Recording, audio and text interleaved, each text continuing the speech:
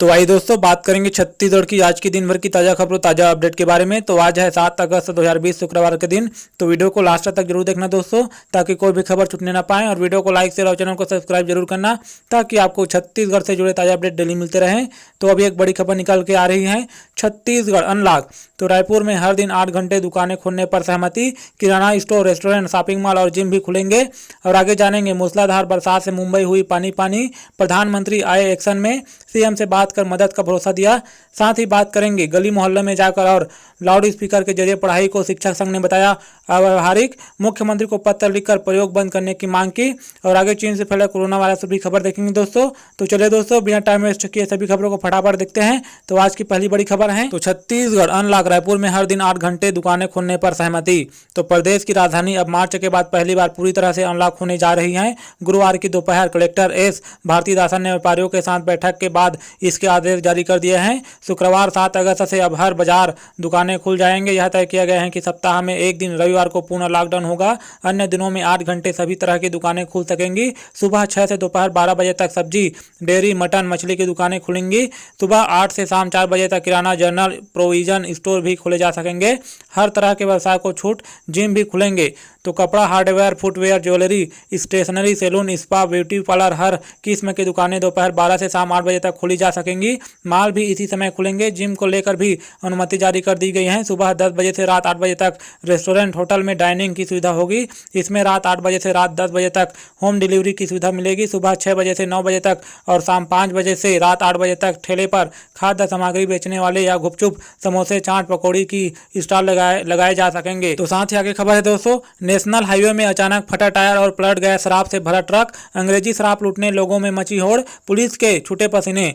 तो कवर्धा, छत्तीसगढ़ के कवर्धा जिले के रायपुर जबलपुर नेशनल हाईवे में उस वक्त शराब की लूट मच गई जब शराब से भरा एक ट्रक टायर फटने से सड़क किनारे पलट गया। फिर क्या था, आसपास मौजूद लोग एक एक कर अंग्रेजी शराब लूटने में लग गए। कोई बियर ले जाता दिखा तो कोई महंगी बम्फर ले जाता नजर आया। तो पूरी घटना नेशनल हाईवे में रानी सागर गांव के पास हुई। शराब से भरे ट्रक पलटने की सूचना मिलने के बाद घटना स्थल पर पहुंची पिपरिया और सिटी कोतवाली पुलिस की टीम ने लोगों को भगाने में पसीने छूट गए।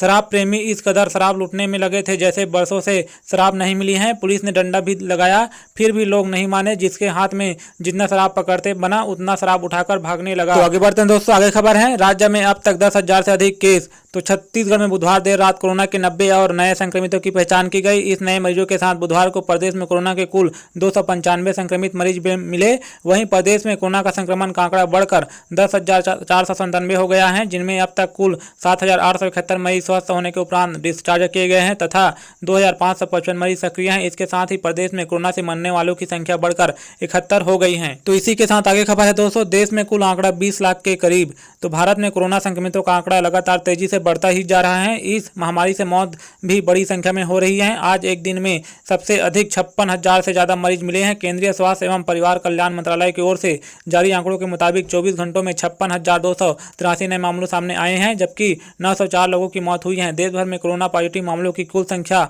19,64,537 हो गई है, जिसमें से 5,95,501 सक्रिय मामले हैं। इस महामारी से 13,28,337 लोग ठीक हो चुके हैं।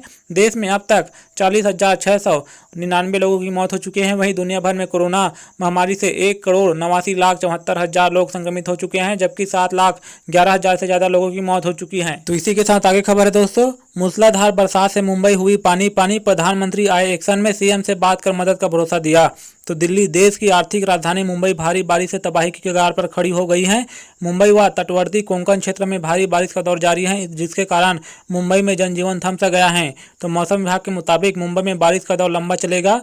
मुंबई में बारिश का दौर सोमवार से ही जारी है, जिसके चलते शहर में सब कुछ थम सा गया है। बुधवार शाम तक यहां 170 मिलीमीटर से ज्यादा बारिश दर्ज की जा चुकी है। तो तेज हवा के साथ हो रही बारिश के कारण कई जगहों से पेड़ गिरने और लोगों के घर दीवार ढहने की खबरें आ रही हैं। फिलहाल कहीं से किसी भी हताहत होने की सूचना नहीं है। उधर प्रधानमंत्री कार्यालय के मुताबिक पीएम नरेंद्र मोदी ने फोन पर महाराष्ट्र के सीएम उद्धव ठाकरे से भारी बारिश के कारण मुंबई और आसपास के इलाकों में व्याप्त स्थिति के बारे में बात की। तो पीएम ने मुख्यमंत्री को हर संभव मदद का आश्वासन दिया है। प्रधानमंत्री के एक्शन में आने के बाद से केंद्र सरकार भी मुंबई की मदद को सक्रिय हो गई है। तो साथ ही आगे खबर है दोस्तों, गली मोहल्ले में जाकर और लाउड स्पीकर के जरिए पढ़ाई को शिक्षक संघ ने बताया अव्यावहारिक। मुख्यमंत्री को पत्र लिखकर प्रयोग बंद करने की मांग की। तो रायपुर, ऑनलाइन पढ़ाई के नव प्रयोग के असफल होने के बाद शिक्षा विभाग द्वारा गली मोहल्ले में जाकर पढ़ाने का आदेश जारी हुआ है। छत्तीसगढ़ शालेय शिक्षक संघ ने इसे पूरी तरह से अव्यवहारिक बताते हुए ऐसे असफल प्रयोगों को तत्काल बंद करने की मांग मुख्यमंत्री भूपेश बघेल को पत्र लिखकर की है। तो छत्तीसगढ़ शालेय शिक्षक संघ के प्रांताध्यक्ष वीरेंद्र दुबे ने कहा है कि जब स्कूल खोलकर पढ़ाने से कोरोना संक्रमण का भय है तो गली गली मोहल्लों में जाकर पढ़ाने से संक्रमण का खतरा कई गुना ज़्यादा बढ़ा है, क्योंकि गाँव में सोशल डिस्टेंसिंग व मास्क का नदारत है। बरसात के मौसम में खुले में पढ़ाना भी कितना न्याय संगत है, यह भी सोचना होगा। मुख्यमंत्री इस मामले में हस्तक्षेप करने की मांग करते हुए वीरेंद्र दुबे ने कहा है कि छत्तीसगढ़ के नैनीहालों की सुरक्षा व उन्हें संक्रमण के खतरे से बचाने के लिए अवश्य इस व्यावहारिक निर्देश पर रोक लगाएंगे।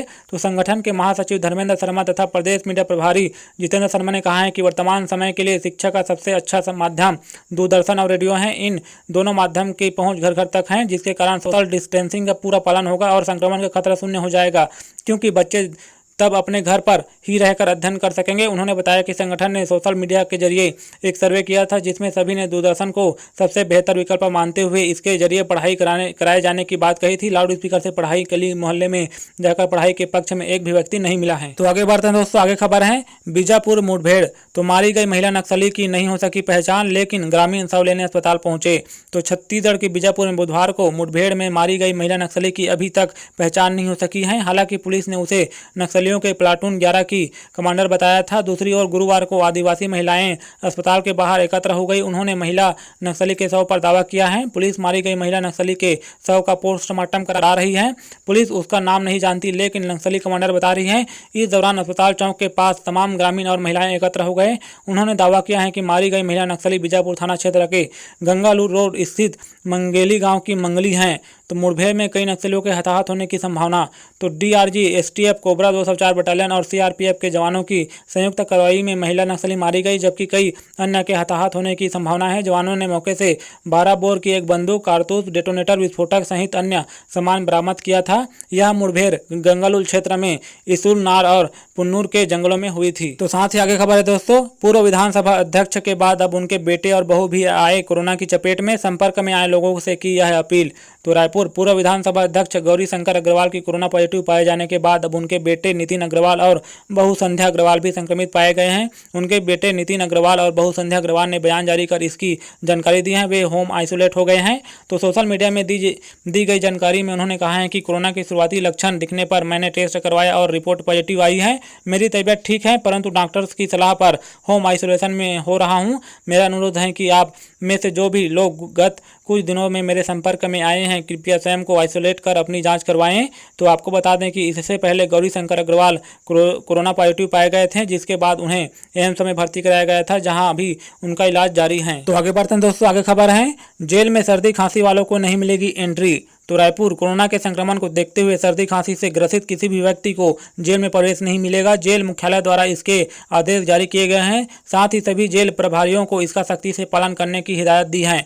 तो बिलासपुर के बाद रायपुर सेंट्रल जेल में बंदियों और प्रहरियों के संक्रमित मिलने के बाद सुरक्षा के तमाम उपाय किए जा रहे हैं। सभी को अनिवार्य रूप से मास्क का उपयोग करने और साफ सफाई बनाए रखने के निर्देश दिए गए हैं। तो जेल में डीआईजी के गुप्ता ने बताया कि रायपुर केंद्रीय जेल में रोजाना 20 से 30 बंदियों को लाया जा रहा है।